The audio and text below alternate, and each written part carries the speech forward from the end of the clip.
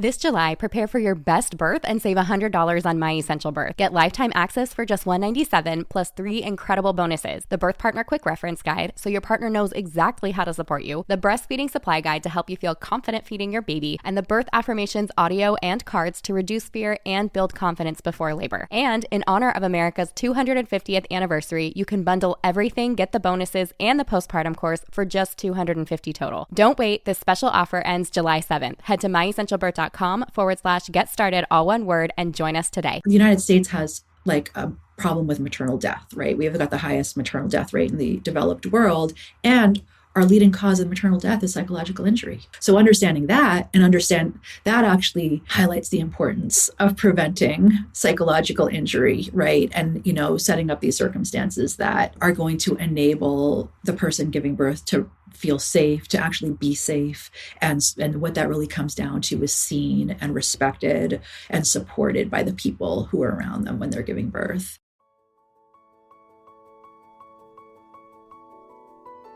Getting pregnant and giving birth are two of the most exciting things you can ever hope to experience in this life. The moment you think you could be pregnant, you're frantically searching for all the best information, which is why you're here today. I'm Stephanie King, and with my many years of experience as a professional childbirth educator, doula, and lover of all things pregnancy, birth, and postpartum, I'm here to make preparing for your birth enjoyable, empowering, and totally easy. Each week, I'll cover different topics, interview professionals, and get into the nitty-gritty birth stories from mamas just like you. And when you're ready for more, you can join me in the My Essential Birth course at myessentialbirth.com, where I take you step by step through exactly how to prepare your mind, body, spirit, and partner for a birth you love. So let's get started.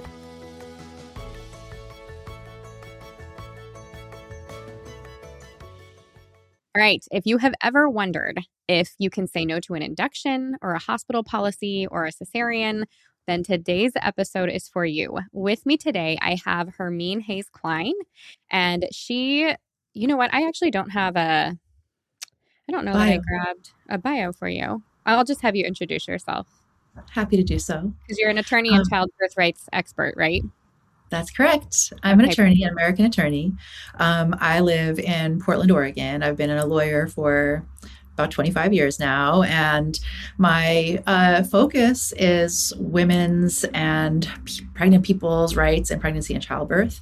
I lived for 5 years in the Netherlands when I was pregnant and giving birth to my own kids in 2007 to 2012. I lived there, and I moved there when I was pregnant with my first baby. And that's a country that has a really different maternal health system than America, where I grew up, where they never actually really moved healthy birth into the hospital completely. Their model is if you have a healthy, normal pregnancy, you start care with midwives who are kind of experts in healthy physiology, and that if medical issues arise, they kind of transfer to higher levels of care, so that traditionally, and really even when I moved there, it was normal that if you're having a healthy pregnancy, you give birth at home with a midwife. And then they have their system is really integrated and normalized so that, so that women could really just give birth, at home or in the hospital or at a birth center, and all of that was considered normal. So I moved there, and I said, I just moved here. I'm pregnant, to the insurance company. And they were like, are you giving birth at home or in the hospital? And I'm like, maybe at home. And so within a week, they sent me a box of home birth supplies, and the whole thing's fully covered. And also you get 8 days full-time every woman who gives birth in Holland gets 8 days full-time postpartum care in her home, 2 weeks if you have a C-section or twins or a more complicated birth. And the cost to the insurance company of, what was ultimately my giving birth at home and 8 days full-time postpartum care in my home was about €5,500. And so, I just started, thinking, well, why do we do it the way that we do it? And, and also thinking about the fact, the reason I sort of felt like I could sort of give birth at home in Holland was because I thought about how, if anything, if I needed to go to the hospital, the whole thing would be treated as normal. Ambulance guys would know what they were doing. They'd know how to work with a midwife. Everybody at the hospital would, work together as a team. And I started, listening to my friends' birth stories at home and basically studying birth and realizing how often I was hearing friends break down crying when they talked about their births. And when they would cry, noticing how often I would say, but they don't get to do that to you. Like, there's a law about that. It's informed consent. Like, that you get to ask those questions without being bullied, and you get to make those decisions. And ultimately, while I was in Holland, I ended up teaching law in The Hague in an international law program. And so for 4 years. And then through that lens, studying maternal health systems and sort of how women are treated and how their rights are respected or not respected within different systems around the world, studying why America had sort of come to do birth the way that we do it, and realizing that it was never really about the needs of women or babies. It was kind of always centralizing the convenience of the providers, at the time, and developed in a time when women's rights weren't even seen, and the people giving birth weren't seen really as people.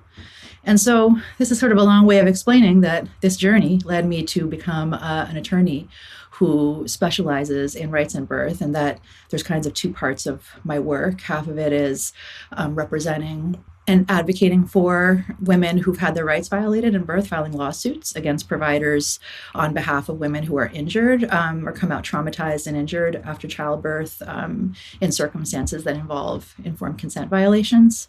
And then I also advocate for community midwives, freestanding birth centers in the United States, understanding again that those choices are reasonable.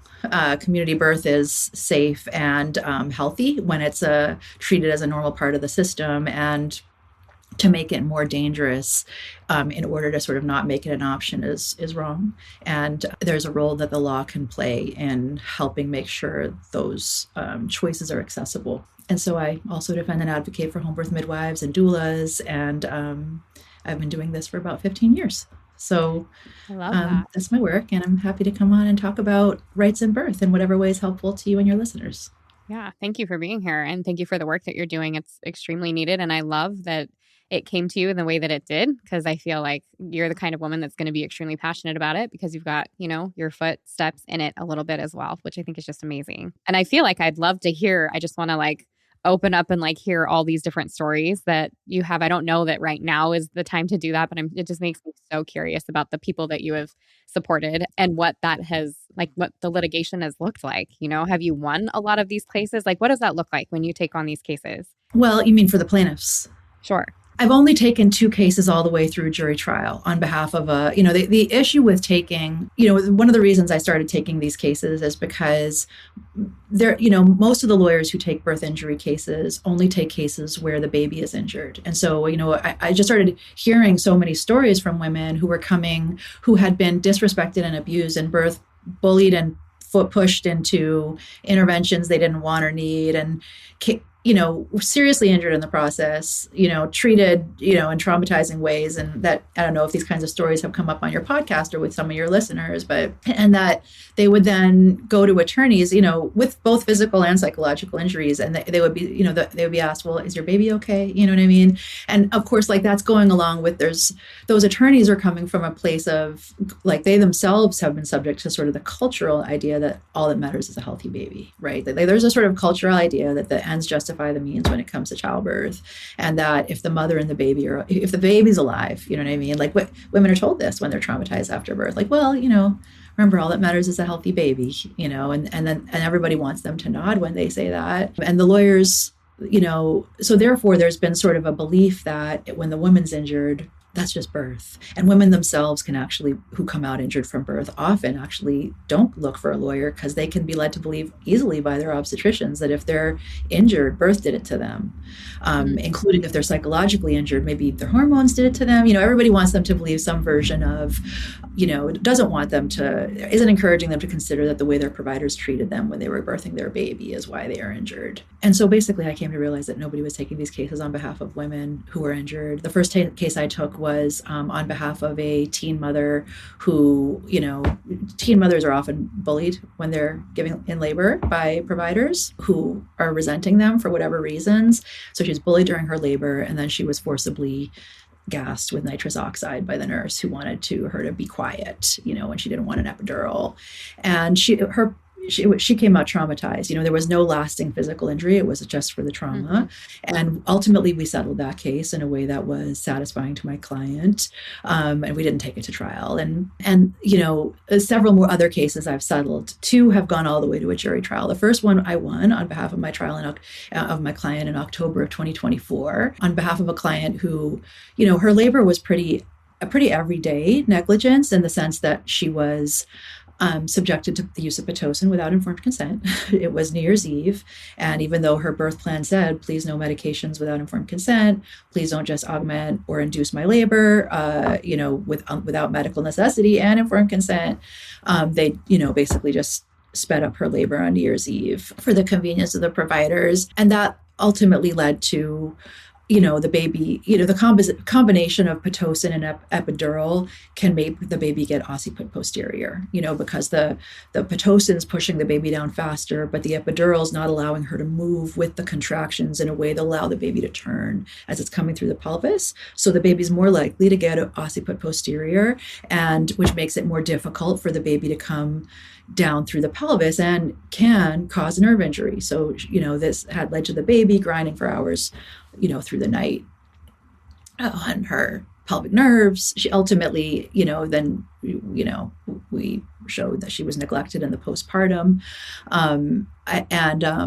She came out injured physically. She has to urinate on a timer. She can't feel her bladder anymore. And she has permanent chronic pelvic pain. And these, bladder injuries and permanent pelvic pain are sadly not unusual injuries that women are coming out of childbirth. But, when they're coming out and they didn't need to happen, and they're coming out because of sort of the way that their labor was managed for the convenience of the providers without informed consent, I believe that's what we showed in that case. And the jury awarded her $1,730,000 for her injuries, which was, reassuring that a jury would value the injury to the mother. And, in the circumstances where, as they vigorously argued in the defense, well, the baby's okay. Why are we even here? They essentially wanted to argue, what, is she unhappy with her birth experience? But then my second jury trial was this year, and the jury voted for the defense. That was that case. We actually challenged the policy of telling women that they have to have a C-section because their baby is breech. My client was told, your baby's breech, so you're having a C-section. And she said, well, what are my options for vaginal birth? And they said, you have no options. Nowhere in Oregon will deliver breech vaginally. And so she said, well, okay, believing she had no options. And then they, because they had been taken off the table. And then the anesthesiologist injected the needle too high and hit her in a nerve. And short-term effect was that she suffocated through the cesarean. They didn't even bother to bring her husband into the room. She just lay there believing she was dying while they went ahead with the delivery on the other hot side of the sheet. And she came out traumatized. And then the long-term effect was that because of the place of the injection, she's got constant chronic back pain 7 years later at the site of injection, and constant numbness and tingling of both hands and feet, like ants are crawling all over them. Which are an example of like how when somebody decides for a woman that she's having a C-section, they're really putting all the risks of C-section onto her. And she's the one who lives with those risks, you know what I mean? And can come out injured from risks like the risk of anesthesia, which is not an insignificant risk, actually. There's risk of spinal anesthesia. I don't know if we want to go into the long version of that case, but we didn't, but because we're appealing, we have good grounds for appeal, and we're bringing appeal in that case. That will give us a chance to establish some good law based on existing law that makes clear that, in fact, obstetricians don't get to violate the law of informed consent just because other obstetricians violate the law of informed consent.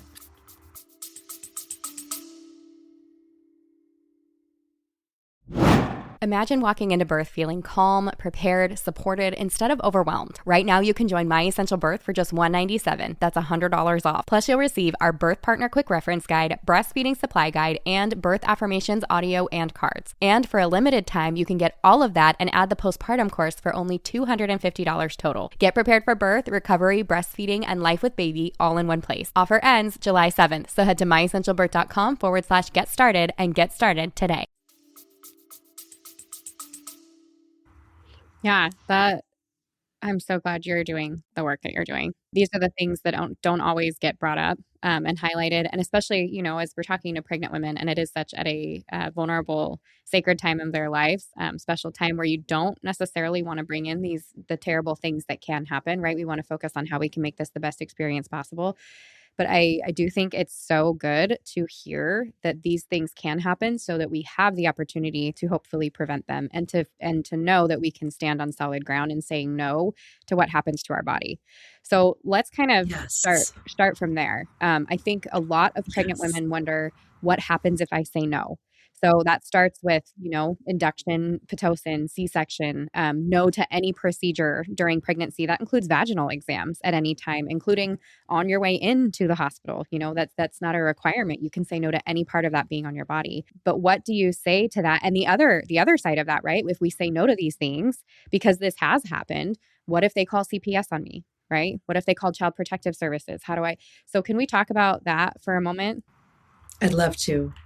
So I think a great place to start is where you just started, Stephanie, which is the fact that, ultimately what you're trying to do here is to help people to understand how they can protect their rights to like a birth that is sacred, that is healthy, that is safe, and that, that's everything that everybody wants for the birth. And that theoretically it's what the providers want too, right? The providers would say, we want a healthy outcome for our clients. But the issue with birth that probably comes out in your show is that it's both a medical event, but it's also a sacred family event. This is not just like going in for heart surgery or some other medical event. It's an event that, it's a physiological process that can require medical support and that can require medical intervention.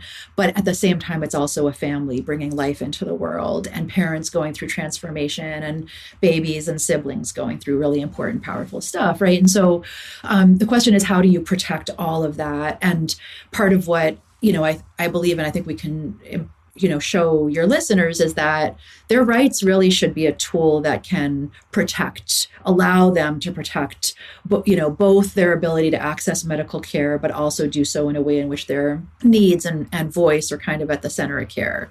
And so, like what you just said about how, birth is one way I think about it is that a woman giving birth is like, she's simultaneously at her most powerful and her most vulnerable, right? She's like bringing her baby into the world. Something incredibly profound is happening.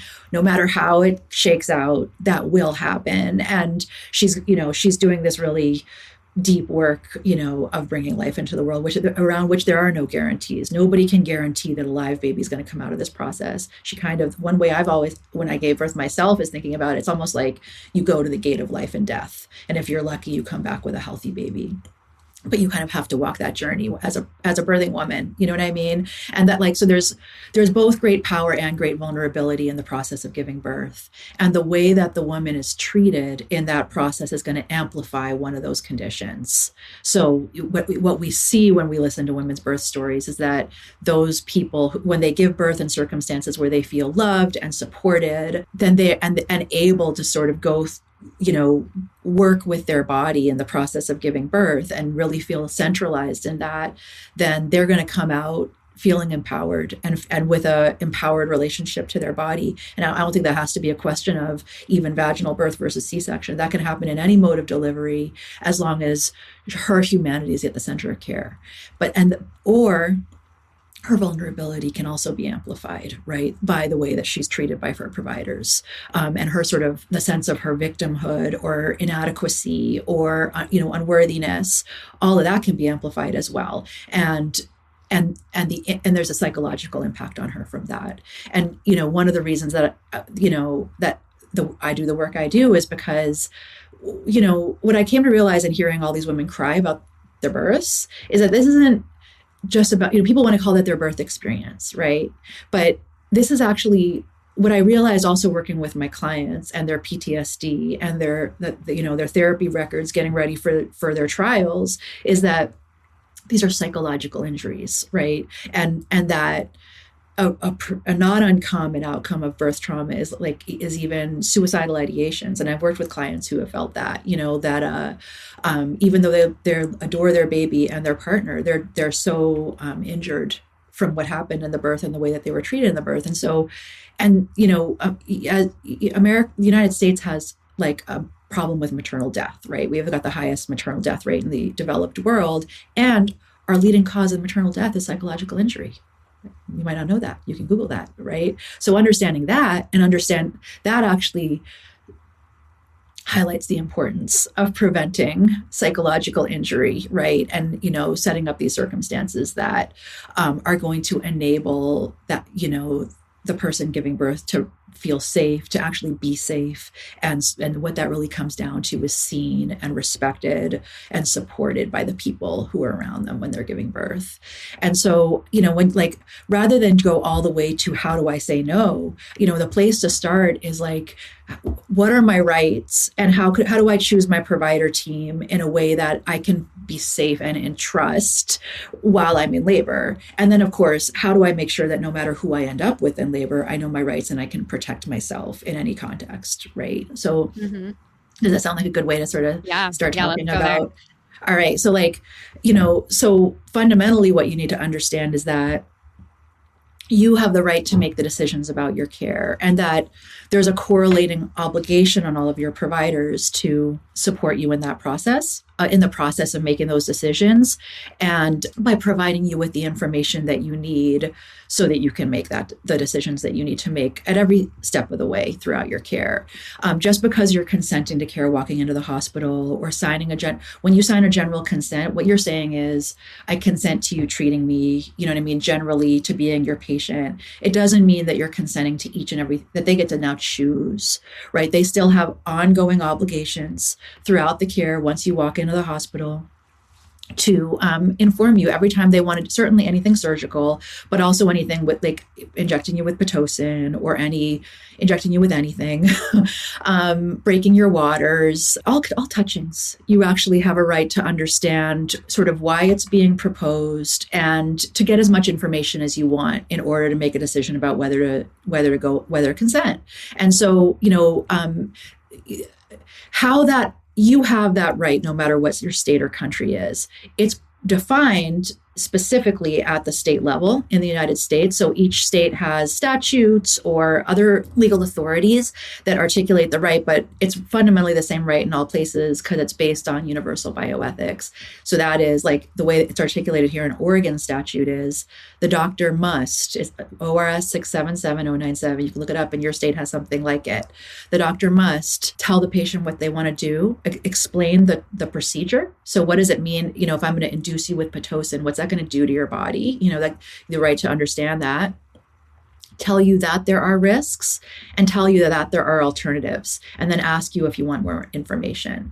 So at that point, if you say, no, I don't need to know anymore, I just want to do what you say, you can say that and they could stop. But then the statute says, if the patient says, yes, I want more information, the doctor must tell them in substantial detail about the material risks and the alternatives. And then, you know, what the supporting law makes clear that they have to, you know, answer all your questions. It has to be in your language that you can understand.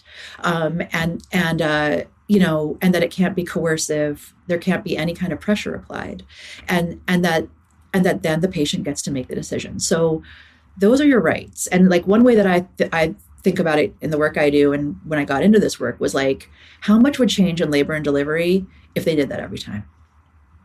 If before anything was done, they stopped and looked her in the eyes and had that kind of a conversation, and nothing proceeded until that conversation was done and the patient was saying, yes, I'm comfortable with that. Let's move on with that.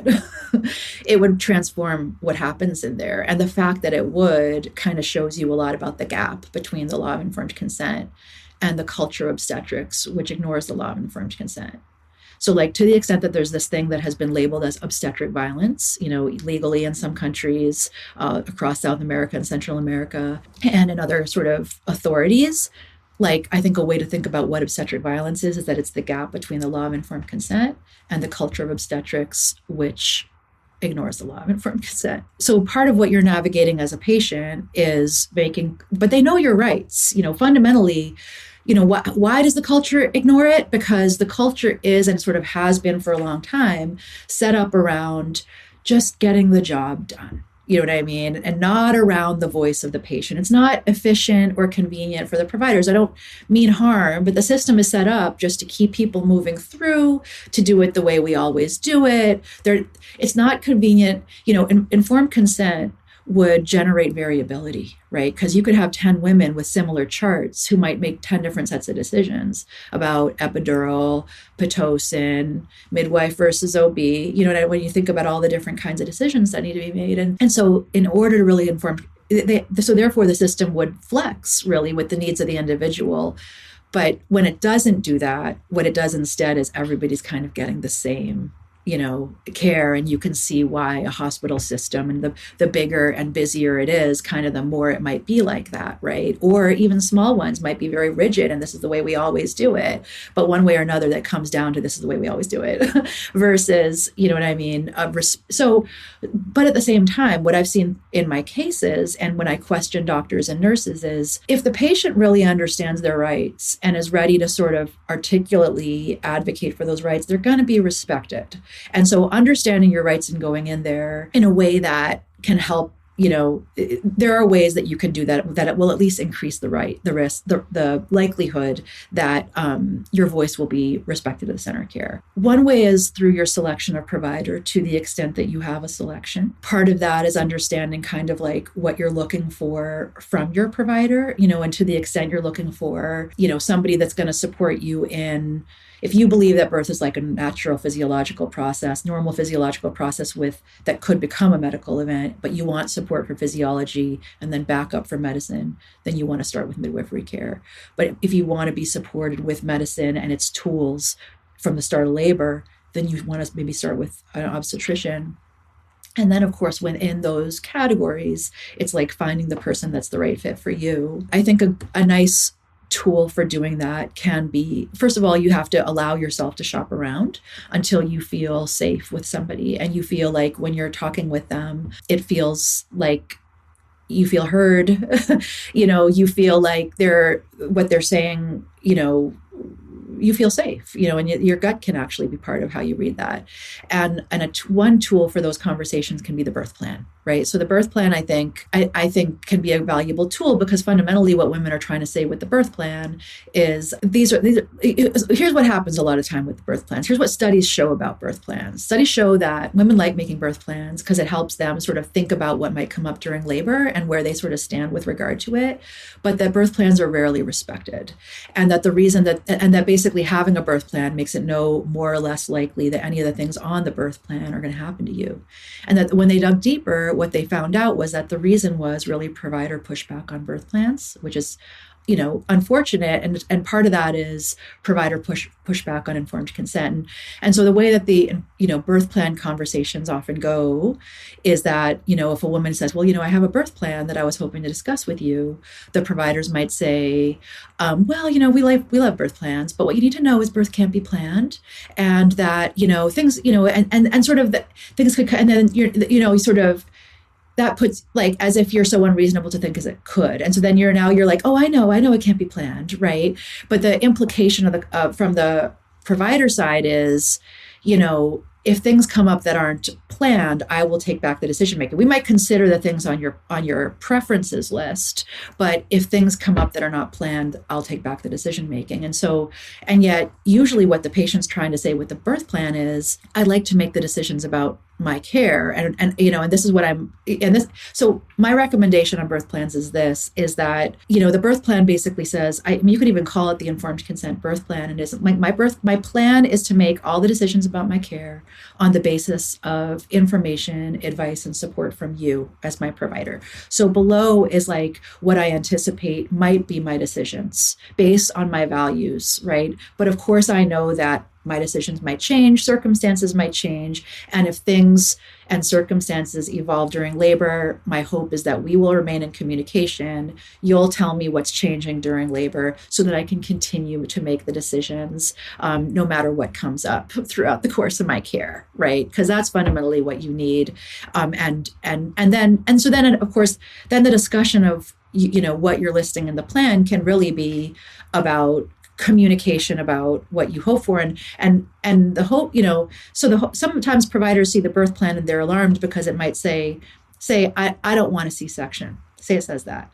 And so then, the invitation is, if there's anything in this birth plan that concerns you, please communicate with me so that we can talk about it, right? And so then they can say, well, what if this were to come up? Would you feel okay with that then? And then most of the time, right, you're going to be like, of course, what I'm going to be looking for is clear communication from you and for us to be working as a team. And through that kind of conversation, trust can be built on both sides, because of course what you want is that by the time you're in labor, everybody feel you have as much trust as possible between so that you can trust the provider and that they can be trustworthy for you. So the birth plan can be a valuable conversation because, again, if you say my plan is to make all the decisions based on, advice from you, and then they say, well, in an emergency or whatnot, that's an opportunity for you to. They need to understand that even in an emergency, you get to make the decisions. Legally, the only time when in an emergency, when the doctor gets to make the decisions is if the patient is unconscious or incompetent, meaning they have a guardian, not in labor or female. You know what I mean? Meaning that they are not capable of decision making. And so really, again, you, the birthing patient, the birthing woman, it doesn't matter if they're scared because of what the electronic fetal monitor says. It doesn't matter how urgent the doctor thinks it is or if the doctor thinks the baby might die. Even in an emergency, if the woman is conscious, she has a right to make the decision. And really, if she were to pass out, if she has a marital partner there, that person or somebody else who has power of attorney, that person gets to make the decisions for her before the doctor does. So you get to make the decisions all the time about your care. And so then when we come back to, therefore, the best thing that you can do to have your rights respected in birth is to choose your provider wisely, right? And if you get signals from your provider before labor that they're not prepared to honor your voice at the center of care, or if you feel patronized, or then see if you can find another provider. But I know that's not always possible, based on insurance and based on where we end up in labor. So then the question is, what do we do when we're in labor? How do you navigate decision making when you're faced with not just a provider, but a whole team who thinks that they can say, who is just running on routine and telling you, so now this is what we're going to do to you. And then if you ask questions, they act surprised because they think they're not used to people asking questions. They're used to people just doing what they're told. And so, from there, that can go a lot of different directions. So what can you do in labor? In labor, you can have a doula who's willing and able to support you and in your right to informed consent. And so that requires prenatal conversations and also wise selection of your doula. Doulas who say that it is outside their scope to speak up for you if they think that you are being mistreated during labor will not speak up for you if you are being mistreated during labor. But it is not outside any doula's scope to speak up for you if that's something that you want them to do. And so, it's worth having a conversation, first of all, considering for yourself, a role that a doula can play in your birth is to look out for your right of informed consent. It's your right in the hospital. It's written on the wall, right? And so, and so you could even, my advice to doulas and also to pregnant patients is to think about whether that's what, the doulas have to think about whether they're willing to offer that. And if they are, I think they should let their clients know, ask them, are you looking for support for your right of informed consent? But also for the patient, you can think about that yourself. Is that something you want from your doula? Either way, one of you should bring it up in when you're in one of those early conversations, right? About, and then really talk about what might come up emotionally in the moment for you or the doula in terms of supporting each other and maybe holding boundaries if it becomes necessary to do that in labor, because the doula needs to know that you're going to have her back if she said no episiotomy, doctor, right? So that's an example that I think about where you might want the doula to speak for you. Say you said, I don't want an episiotomy as a matter of routine. And if for any reason you think I need an episiotomy, I want you to speak to me before you cut me. And I've heard these stories where a doctor says, fine, but they're just so used to reaching for the scissors that when the baby's crowning, they reach for the scissors. And the doula's in the position of, do I speak up? Because she's not in a moment. She can't. She's pushing a baby out. And, a doula who says it's outside her scope might not speak up in that moment. And, but also doulas who do can be in the position where if the client, where the client's just doesn't, where somebody's mad at her later for having said anything. And so she needs to know that her client's going to have her back. But, and something to understand is that when you're in the vulnerable position of a birthing patient, it's very natural to want to fawn over your providers and to please them. You know what I mean? And so therefore they start to get mad at the doula. Is the patient going to say, I don't know why the doula spoke up, doctor? You know what I mean? Why did you do that, doula? Right? Now the that's a reason why doulas can be afraid to speak up. So I think that having those conversations prenatally, and then when you go in, introducing your doula and saying, so this is my doula, Stephanie. Part of what Stephanie's going to do for me today is I've asked her to just look out for my right of informed consent because it's just so important to me, and just to have that conversation before things happen. And so she's just going to make sure, I know things can get busy, that before things are put in the IV or before things happen, that somebody just takes that time to slow down and have a conversation with me about what's happening. Because then if the doula speaks up and says, well, wait, then it's more, they'll see it as more within your role. It's been defined as your role from the start of labor. And I think that can help, that go more easily for everybody involved. So a doula being there is going to both make it less likely that anybody tries to violate your rights, and then you could have an advocate to make sure your voice is put at the center of care. And then, so coming back to, do I have a right to say no? Absolutely. And when we tie that to, well, what about threats, like the threats of CPS that people have faced in labor when they try to say no? That's wrong ethically and legally, and yet it happens, right? Like back to that gap between the law of informed consent and the culture of obstetrics. A tool that you and your doula and partner can always have in labor that will be valuable for you in that regard is a printout of a committee statement from the American College of Obstetricians and Gynecologists, June 2016, ethics committee opinion called Maternal Refusal of Medically Recommended Treatment. When I question doctors in my cases, and or outside my cases, about forcing cesarean on women in the context of VBAC, in the context of breech or twins or other contexts, they'll say ACOG says we should do this. ACOG says we shouldn't let women have a vaginal birth after 2 or 3. ACOG says we shouldn't allow vaginal birth of breech babies. It's not true. So have your ACOG statements. You know what I mean? If you're a VBAC, have the ACOG on VBAC and highlight the part where it says the decision on VBAC should be made by the woman. Highlight it. You know what I mean? It says it right there. And then have this other, supplementing document, the ethics committee's opinion on maternal refusal of medically, because that applies to everything they do. It's, this is like, do women get to make the decisions? And it says, pregnancy is not an exception to the rule that a competent patient gets to make their own medical decisions, right? So even decisions needed to maintain life. So what they're saying there is, even if saying no means someone could die, the woman gets to make the decisions, even when she's pregnant, which means even when the baby could die. So the fact that the baby could die, whoever's making the decision, doesn't mean that she doesn't get to make the decision, right? She still gets to make the decision, even though it's life and death, as medical decisions so often are, even, when she's pregnant.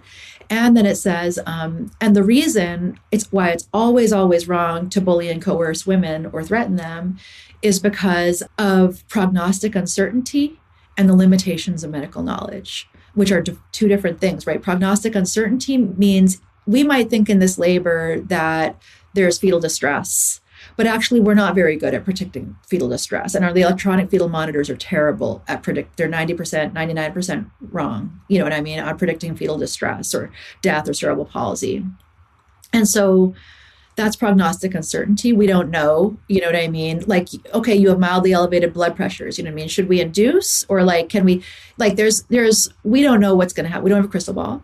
And then limitations of medical knowledge is we have studies coming out all the time, right, that help us to see the risk benefits differently.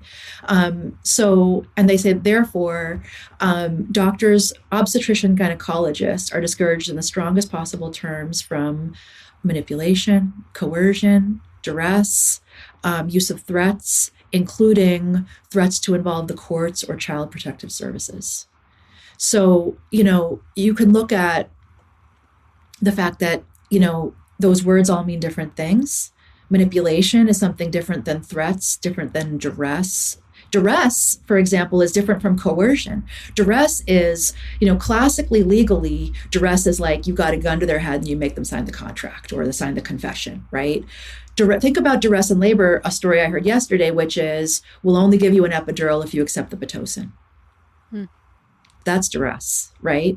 And then, which is different from manipulation, which is, think about all manipulation is going to be the most common one and the one that leads women to sign the consent form, right? Which is pretending you don't have options or playing up, most often just playing up the risks of the thing the woman thinks, of the thing they don't want you to choose and ignoring the risks of the thing they do want you to choose or playing up the benefits of the thing they want you to choose.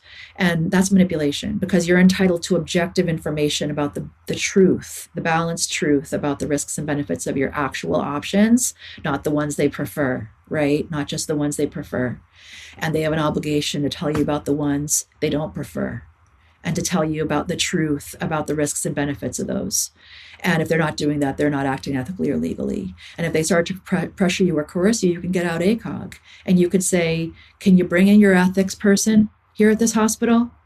Do you want to read this? And can we stop? Or do we need to go get your ethics person?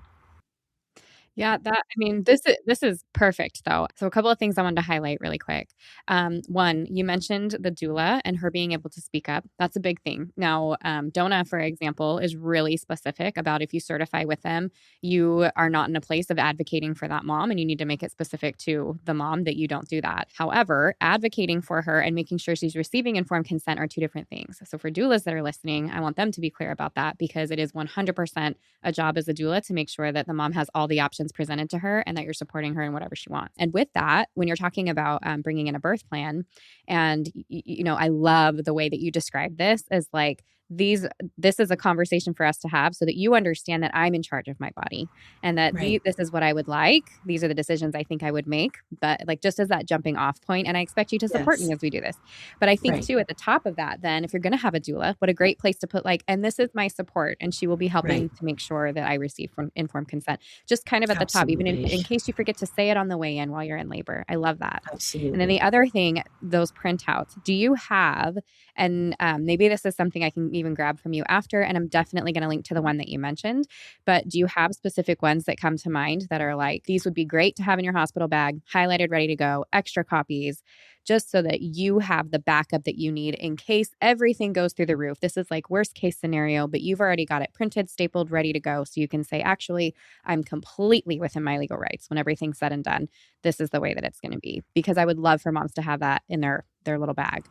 I love that. So they could have, again, that ACOG ethics committee opinion, and then anything tailored to their individual circumstance. Again, if it's VBAC, have ACOG on VBAC, have their most recent committee opinion, position statement, internal. You're not looking for their patient handout. You're looking for what they give doctors, because again, if it's VBAC, it's it's ultimately going to be supportive. All of these statements are going to be supportive of you. If it's breach, you want to have their most recent committee opinion on breach, because for the last 20 years, ACOG's committee opinion statements on breach, 2006 and then 2017, have said women who want a vaginal breech birth should be told that vaginal birth may be riskier to the baby than C-section. That is what the evidence shows. It may or may not. It is not the case that it is either evidence-based or that ACOG says that it's evidence-based, that C-section is so much safer for the baby for breech that women shouldn't be allowed a vaginal birth. On the contrary, ACOG's position is it may or may not. So highlight that. Just like if it's a VBAC, highlight. And again, those statements are supposed to be overviews of the medical evidence. And often all they're talking about is the risk to the baby. So here's the other thing that you need to understand. So coming back to what's in the bag, you could also have printout of your state law related to informed consent. That could be something that you could develop with an attorney, or you could see how easy it is for you to pull that together. It shouldn't be necessary because it's there, they know it, you know it. And if you just say it, I know that I have the right to make the decisions all the time, and I'm trying to make reasonable decisions to keep myself and my baby safe. Just keep saying that too. I'm just trying to make the decisions that keep my baby safe, and I'm just looking I need information and support to do that. And, so I think the other important thing for you to sort of have in your folder, whether it's in the form of medical evidence or just in the kind of folder of your mind, is that when you are trying to make these decisions, there are a lot of different kinds of risks you're trying to navigate when you're pregnant, right? That they're forgetting about in the way that when they're pressuring you in the name of your baby, right? When a woman, like when you're facing the decision between vaginal birth and cesarean, for example, there's 5 sets of risks. The way that I have come to articulate is there's 5 sets of risks that the woman has to navigate. And there's even subsets of these, right? But one is short-term risk to the baby, right? How is this baby doing right now? Making sure this baby comes out alive and healthy from this birth. Just alive from this birth, live baby in the bassinet at the end of the labor. Another is long-term health of the baby, right? That decision between vaginal birth and cesarean also has implication on the long-term health of the baby, right? There's studies showing increased risk of asthma and allergies, for example, from cesarean delivery. And you get to consider that, right? If there's a very low, a short-term risk to the baby, right, difference, then you know what I mean? Again, you're balancing it. It's just one more risk in the balance. Next one is short-term risk to the mother. How risky is this to you? Cesarean delivery increases your risk of dying in this birth by 5 to 10 times. All right. So massive increase in your risk at short-term risk of death. What are the long-term risks to you, to your body from this labor? You know what I mean? Which can lead to future complications to you in future deliveries, right? Like a placenta accreta developing from, having to have multiple subsequent cesareans. And so those are 4 axes already: short-term to baby, long-term to baby, short-term to mother, long-term to mother. And then there's future babies. You get to consider the risks to your future babies from the decisions that you're making today, because your cesarean delivery today is going to increase the risk of stillbirth and other complications in your future pregnancy. That's just one more thing, So again, like in a higher risk birth, you're usually facing a higher risk on all sides, right? There's with after multiple cesareans, for example, you're facing a more complex set of risks, and you have the right to balance those in a way that's tailored to you as an individual. Consideration of, say, what was your recovery from your previous cesareans, and what are the individual risks that you're facing? What are the individual risks to you from cesarean generally? Like a hospital policy of C-section for breech doesn't work if you have a bleeding disorder. You know what I mean? Like you actually your individual needs get to be at the center. Understanding that and pushing back on being bullied in the name of your baby. What about your baby? Do you not care about your baby? First of all, remind them, I am the person who is most invested in my baby. So any suggestion to the contrary is disrespectful. All right. I think I just met you. Even if we've had some appointments together, trust me, our families, I'm the one looking out for my baby here. So the suggestion that I'm not doing so because I'm asking questions to make informed decisions for my baby feels like bullying. Second, I think we also get to consider in this conversation all the other risks to my future babies also matter. And also my health gets to matter, doctor. I haven't heard you mention anything about the risk to me in this scenario. Oh, they're very low. They're very low. You know what I mean? Like, again, they shouldn't be, when they say, oh, they're very low or that's very high, that's them taking back the decisions. They're like making conclusions. It's not the doctor's job to give you conclusions about the risks. This is safer because, or those are very low and that's just insignificant. Those risks don't matter. Those risks do. They get to tell you about the risks and you get to weigh how they matter to you and make the decision that's best for you and your family. Yeah, I love that. Let me ask real quick. A lot of times you hear like hospital policy says, or you're hearing like you have to, or how much authority does a hospital policy have over a patient's choices, for example? None. Okay. Hospital policies don't get to violate your legal and constitutional rights. Your right to make all the decisions about your body is a statutory probably right in your state. It is in Oregon and many other states. It's a constitutional right when courts write about it. It has historically, it's written about in the Supreme Court as a fundamental bodily right. So no, hospital policies don't get to trump constitutional rights. But unfortunately, you may be confronted with nurses who talk as if they do. And that's just because they're just trying to get through their workday and get you to do what works for them. But it's not right, of course, for that to be present. You can understand the patients are confused because they're being told that they don't have a choice, but they do. Sure. Well, how about can they refuse service then? For example, a mom comes in and she's in labor and they say, we have to do a vaginal exam to make sure that you're in labor because we can't tell that you're breathing heavily and having contractions every couple minutes, can't observe you like that. We need to do a vaginal exam, or we need to do an IV, or we need to do an electronic fetal monitor. Can they say, like, I don't want any electronic fetal monitoring? And if that's a hospital policy, can they say, well, then we can't treat you? What does that look like? Because I've also heard if you're in labor, that's considered an emergency situation. You cannot be denied. So Correct. Help me understand that. Yes, that you cannot be denied care because of your medical decisions. Because yes, you have the right to accept or decline anything that you are offered, period, in the hospital setting. And you cannot be denied care once you are having contractions and report that you are having contractions, or if you are having a medical situation that needs treatment in your pregnancy. So let's talk about what that could look like. So the law is EMTALA, the Emergency Medical Transport and Leave It. I forget, EMTALA. I apologize for forgetting the acronym at this moment, but I do know what it requires of hospitals with regard to pregnant women, which is that if a pregnant woman needs medical care, they must either provide the care or they must transport her to a facility that can provide the care. And the care means care in accordance with your rights. So that doesn't mean, well, we offered her this and she didn't take it, so that's on her, and she, her other option is to sign out AMA. No, it means a care in accordance with your rights, which means that you're provided with, information about your alternatives and that you get to accept or, make the decisions. And so if under EMTALA, that obligation is triggered when a patient comes in reporting that they're having contractions. They don't get to say, we need to do a vaginal exam or anything else to confirm that you are in labor before we will treat you and EMTALA is triggered. If the patient says, I am having contractions, they must be treated. And then not only contractions, though, say you have preeclampsia, right? And you need delivery, but you don't want a C-section just because you want to be induced for trial of labor, shall we call it, or you want to attempt a vaginal birth, but that's the only way. You would need their help to have a vaginal birth right now, but the baby needs delivery, right? So say baby needs delivery because delivery is the only treatment for preeclampsia, and you present for care, and then you still get to receive care in accordance with your right of informed consent.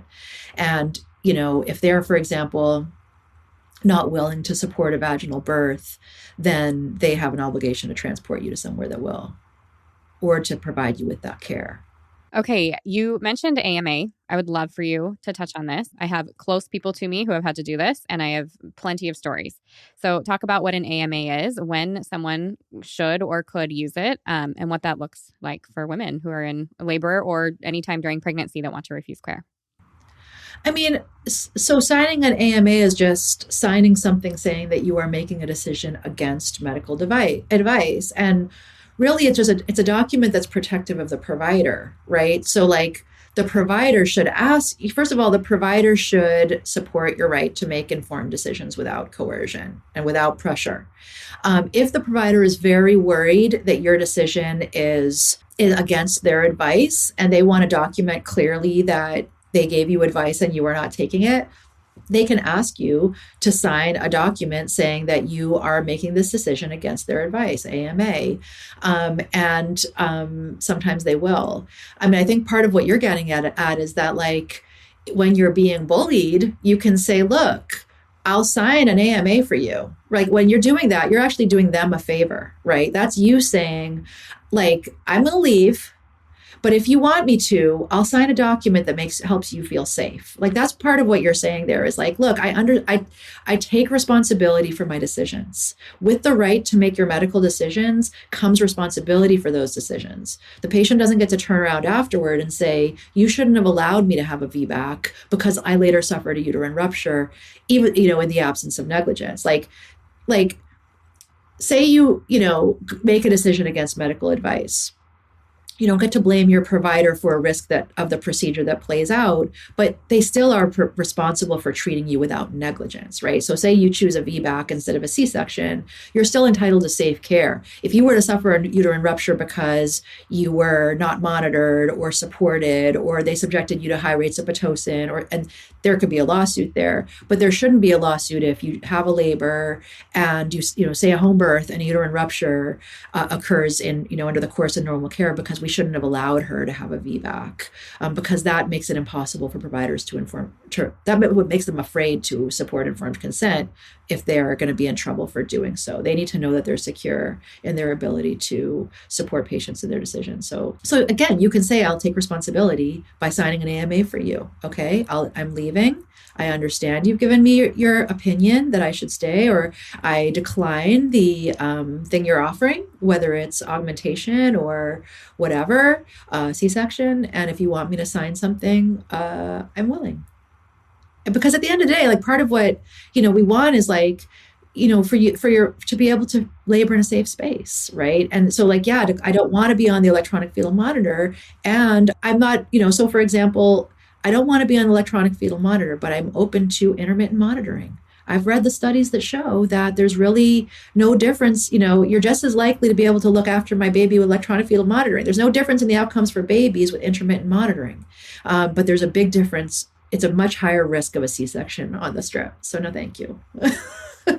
It's perfectly reasonable to decline the EFM, because what the studies show is that the EFM makes no improvement in outcomes for mothers and babies relative to them coming by periodically and listening, but it puts your risk of a C-section through the roof, because any blip on the screen, you know, again, back to the prognostic uncertainty, makes them feel like they need to intervene, because what's the point of this thing if I'm not going to do a C-section when I see a blip?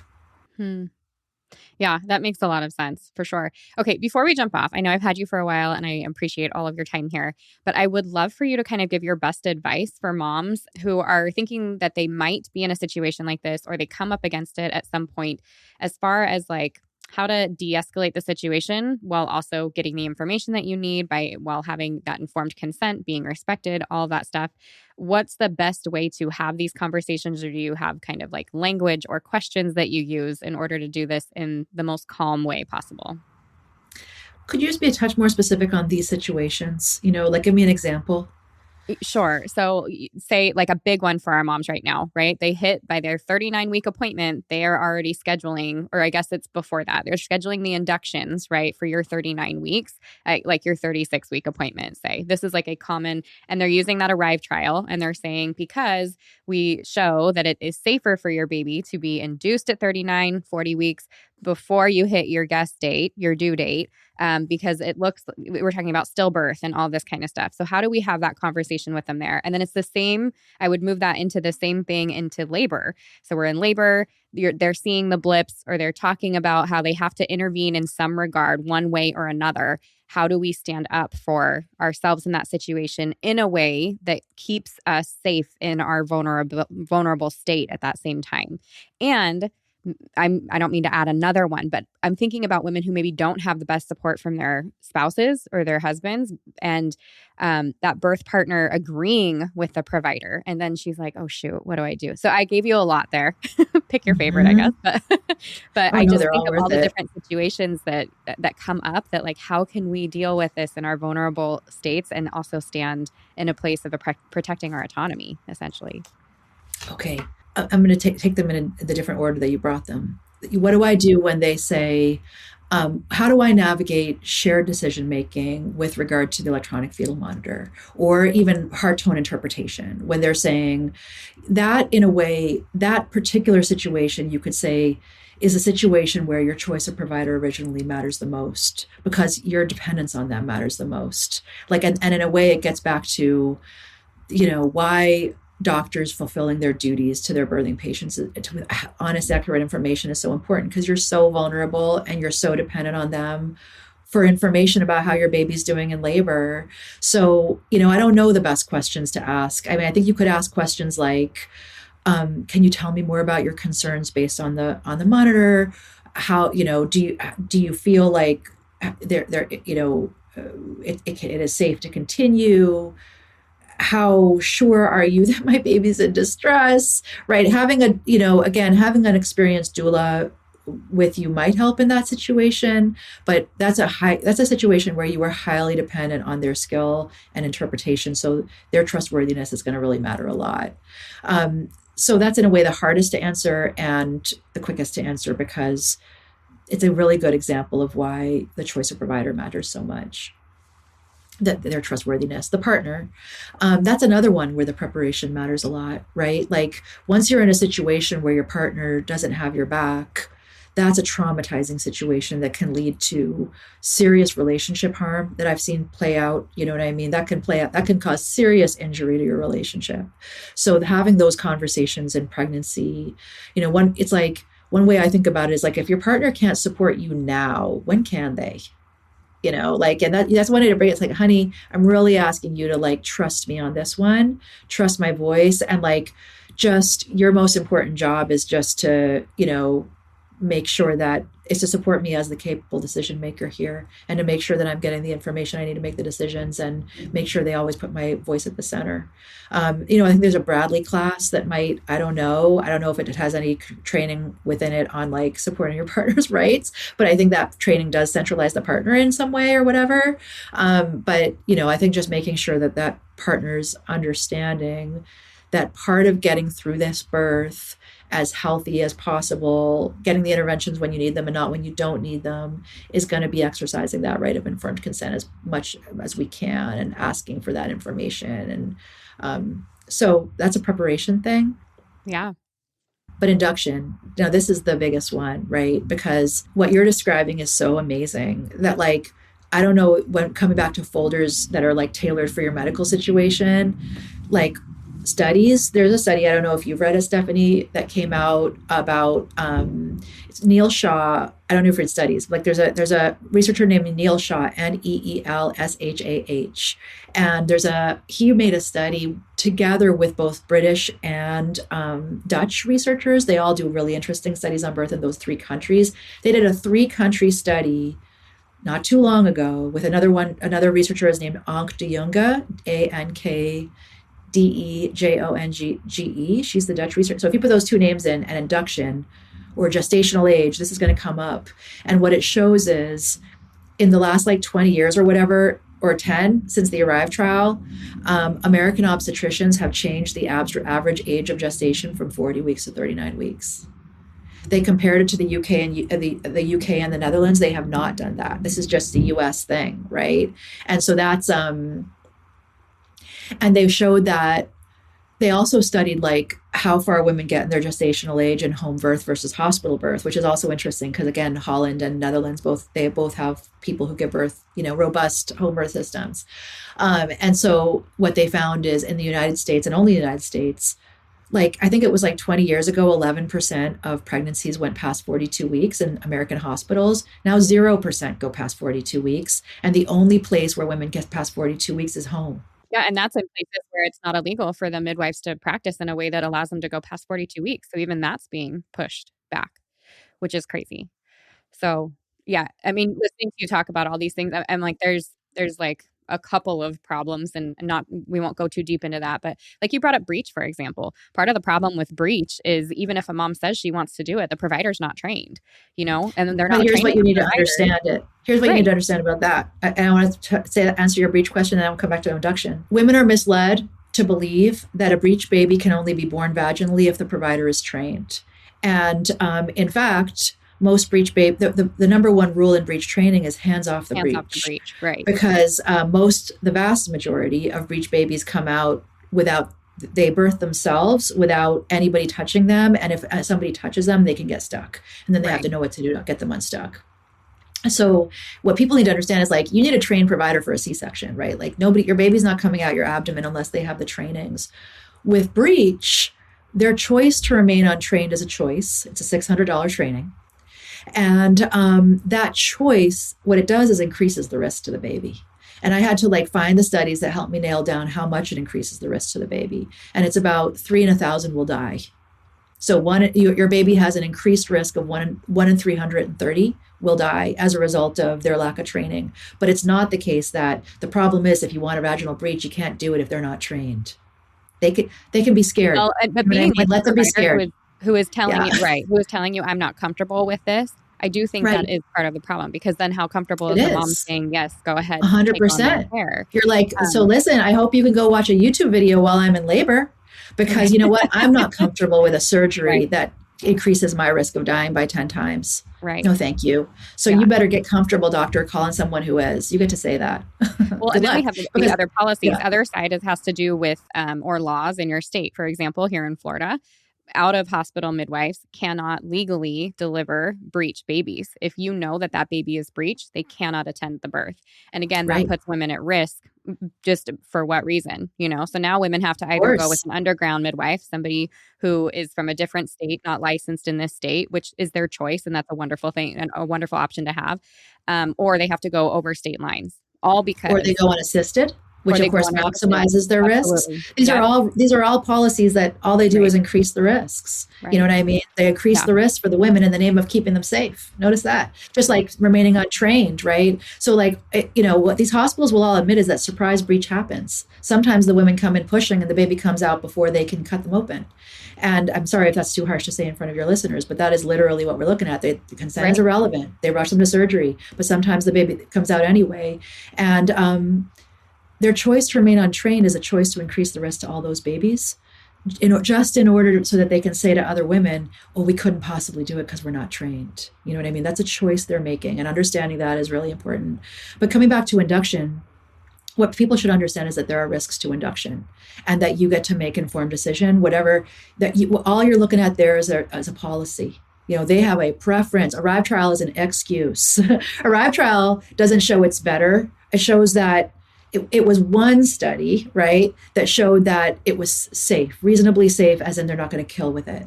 But there are lots of benefits that are lost, you know what I mean, of natural or physiological oxytocin. And bottom line is you get to make the decision whether you want to induce and when you want to induce.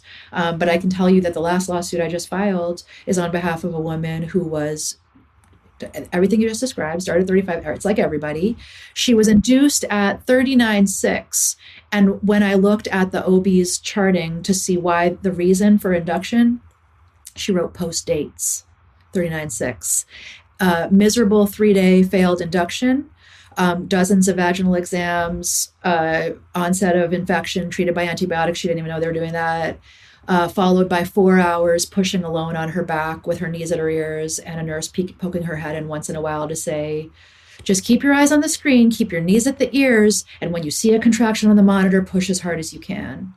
Then an OB comes in after 4 hours, pulls the baby out with a vacuum, causes terrible 4th-degree tearing, in that process that will cause forever damage. She is forever damaged.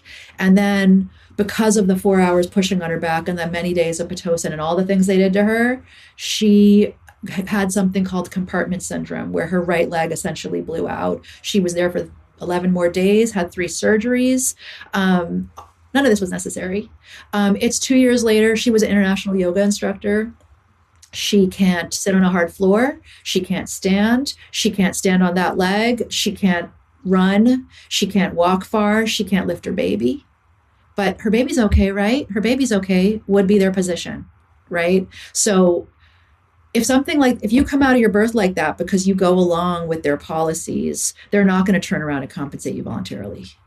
It's up to you to actually protect yourself and your baby's health in the face of people who will push you into interventions you don't want or need with a smile and a polite and sweet voice. And their voice might stop being sweet if you exercise your rights, but you need to know none of it is personal. They're just trying to do their job the way they always do. And if you can go in there, maybe the thing I'll leave your readers with is this, listeners, is like, you can hold boundaries without being rude. And I think a lot of everybody wants this to be nice. Everybody wants a kind, positive environment for everybody while this baby comes into the world. And, women are socialized to be kind and to hold the social fabric together. You know what I mean? And we don't like conflict.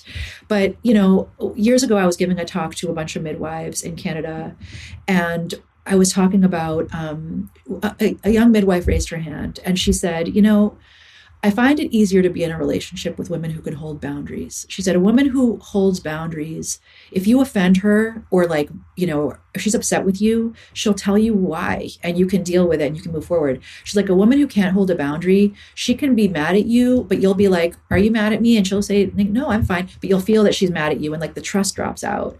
And when she said that, I realized holding a boundary doesn't have to be pushing people away. It's actually honoring both of you and them enough to be honest about what you need. You know what I mean? And you know what I'm saying? And so part of what you can remember is that in articulating there's a worthiness thing here. Your voice is worthy of being heard in that room.